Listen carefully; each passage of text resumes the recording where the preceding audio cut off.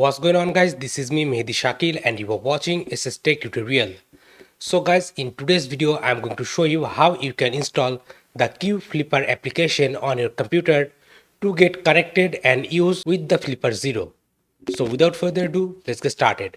But before that, if you're new to this channel, then please do subscribe this YouTube channel, and if you have already subscribed, then thank you so much. So guys, right now you can see my computer screen.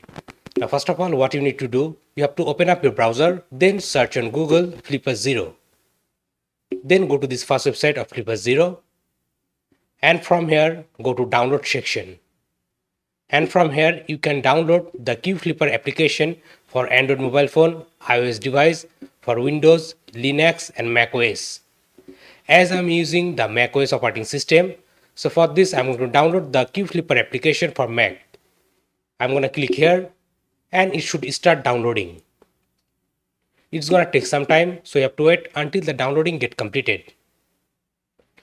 Now after that, double click the DMG file of qFlipper and open the qFlipper application on your macOS.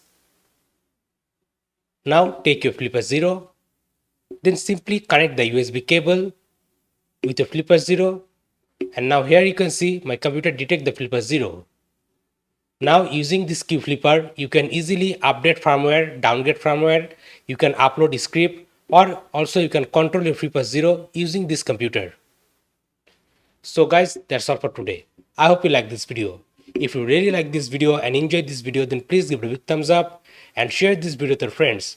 And guys, if you're new to this channel, then please do subscribe this YouTube channel and don't forget to press the bell icon to get all the latest upcoming video tutorial notification. I'm Mehdi Shakil, you're watching SSTec tutorial, and I'm signing out.